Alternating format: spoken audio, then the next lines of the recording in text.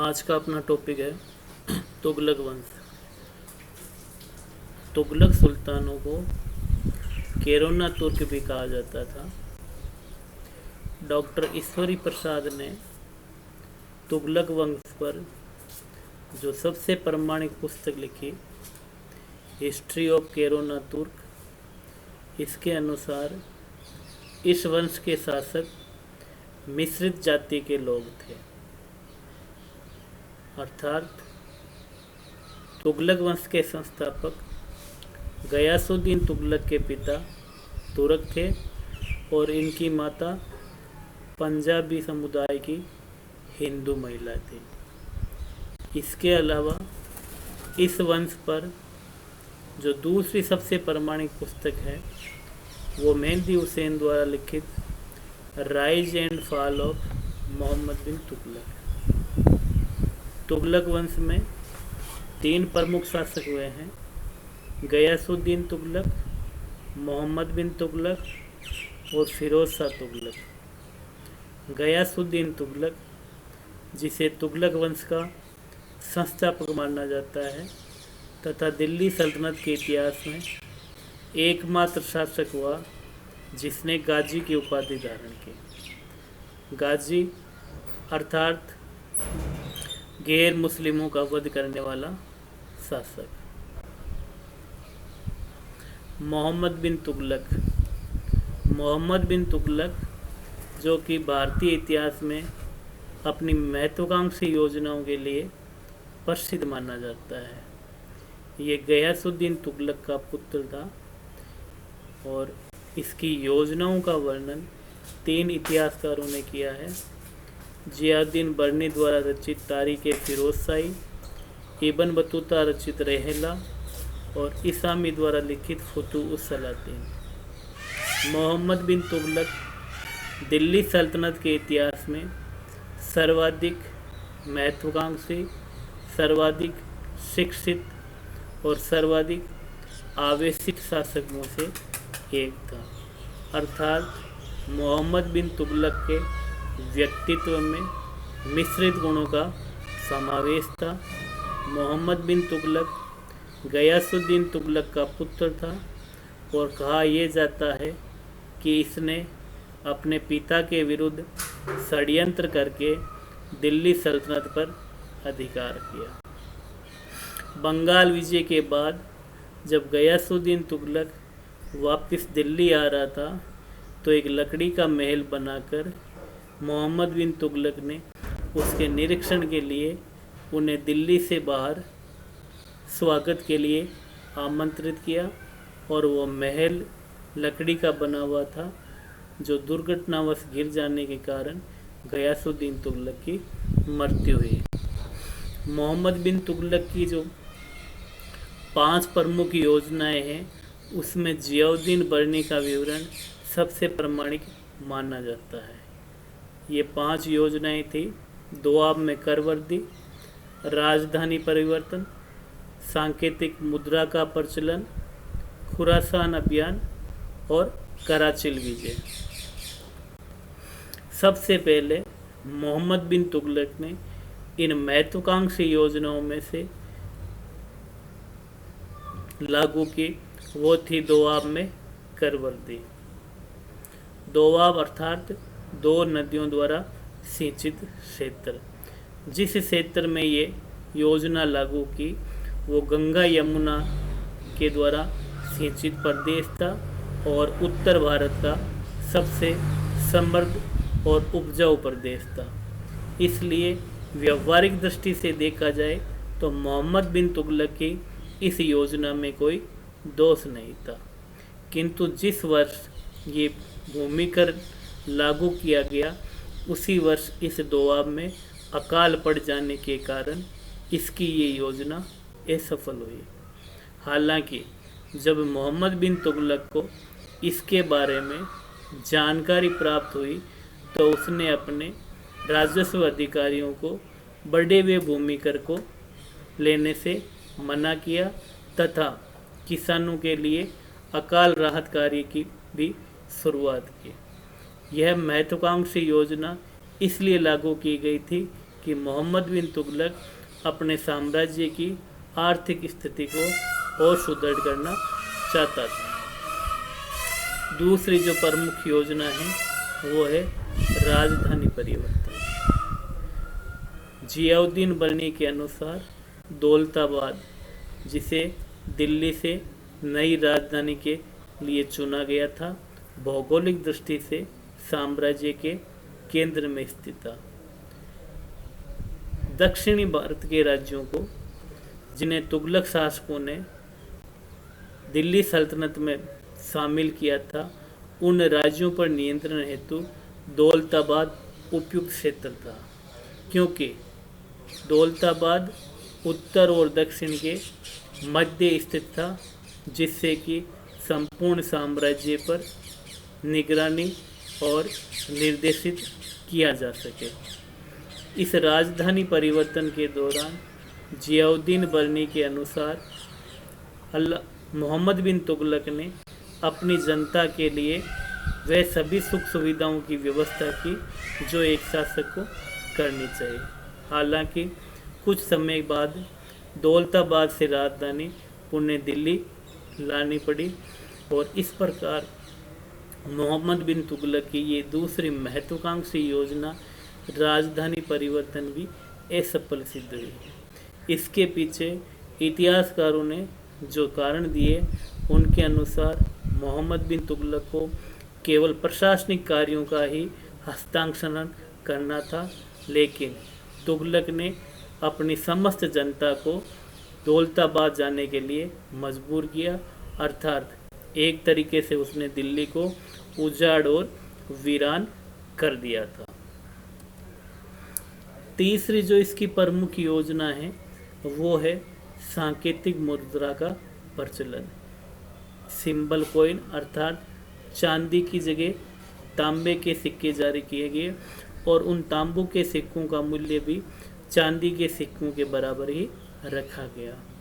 जियाउद्दीन बर्नी तथा अन्य इतिहासकारों के अनुसार इस योजना के पीछे जो मुख्य कारण था वो ये था कि दक्षिणी एशिया और मध्य एशिया में उस वक्त चांदी की कमी हो गई थी। चांदी की कमी होने के कारण सुल्तान ने तांबे के टक्के जारी किए और इन तांबे के टक्कों का मूल्य भी चांदी के टक्के के बराबर रखा गया। हालांकि तत्कालीन समय में यह बहुत ही महत्वाकांक्षी और समय से पहले की योजना थी, लेकिन इसको क्रियान्वयन में ध्यान नहीं रखा गया। इस योजना का जो सबसे मुख्य दोष था वो ये था कि अब घर घर में टकसालें स्थापित हो गए, अर्थात सल्तनत प्रशासन ने मोहम्मद बिन तुगलक के अधिकारियों ने इस योजना को लागू करने में व्यवहारिक नीति का पालन नहीं किया था। इसके अंतर्गत राज्य सरकार अर्थात सल्तनतकालीन प्रशासन के द्वारा सिक्के डालने की व्यवस्था न करके आम आदमी को भी अपने घर पे टकसाल शुरू करके सिक्के डालने की परमिशन दे दी गई थी, जिसकी वजह से अब हर घर टकसाल हो गया था और लोगों ने जाली सिक्के तैयार करके मार्केट में चला दिए। परिणाम स्वरूप कुछ समय बाद मोहम्मद बिन तुगलक ने अपनी इस महत्वाकांक्षी योजना का भी परित्याग कर दिया तथा अब शासक वर्ग के द्वारा प्रशासन के द्वारा जितने भी तांबे के और चांदी के जाली सिक्के जारी किए गए थे उन सबको जब्त करने का आदेश दिया गया तथा जनता को इन जाली सिक्कों की जगह असली सिक्के प्रदान किए गए, वो भी चांदी डलित मुद्रा के, जिसके कारण साम्राज्य की आर्थिक स्थिति पर विपरीत प्रभाव पड़ा और राजकोष रिक्त होने लगा। चौथी जो इसकी महत्वपूर्ण योजना थी वो थी खुरासान अभियान अर्थात ईरान को जीतने की योजना। इब्न बतूता और जियाउद्दीन बर्नी के अनुसार तुगलक वंश में प्रशासन में कुछ ईरान के अमीर वर्ग के आधिपत्य था और इसको भी संरक्षण प्राप्त है। इस ईरानी आधिपत्य वर्ग ने मोहम्मद बिन तुगलक को एक योजना बताई कि वर्तमान समय में ईरान अथवा खुरासान की राजनीतिक स्थिति अत्यंत चिंतनीय है और हम ईरान अभियान करें जिससे कि सल्तनत का साम्राज्य विस्तार ईरान तक हो सके। इस योजना को लागू करने के लिए एक विशाल सेना गठित की गई। 3,17,000 की इस सेना का 1 साल का अग्रिम भुगतान किया गया। हालांकि कुछ समय बाद जब इस योजना को क्रियान्वयन का समय आया तब मोहम्मद बिन तुगलक के गुप्तचरों के द्वारा ये सूचना दी गई कि अब ईरान का जो शासक है अबू सईद, उसने अपनी आंतरिक स्थिति को अत्यधिक मजबूत कर लिया है। अपने खिलाफ जितने भी षड्यंत्र और उपद्रव हैं उन सब का दमन कर दिया है, इसलिए अब ईरान विजय असंभव है। इस पर मोहम्मद बिन तुगलक ने इस विशाल सेना को भंग कर दिया। इस प्रकार मोहम्मद बिन तुगलक की यह योजना भी असफल साबित हुई। खुरासान अभियान के बाद कराचिल विजय का योजना बनाई गई और इसको क्रियान्वित करने के लिए खुसरो मलिक के नेतृत्व में 10,000 घुड़सवारों की एक सेना तैयार की गई। कराचिल वर्तमान समय में उत्तराखंड के कुमाऊं गढ़वाल जिले से समतुल्य माना गया है, अर्थात उत्तर भारत के वह क्षेत्र जहां चीन का सीमा भारत से लगती है।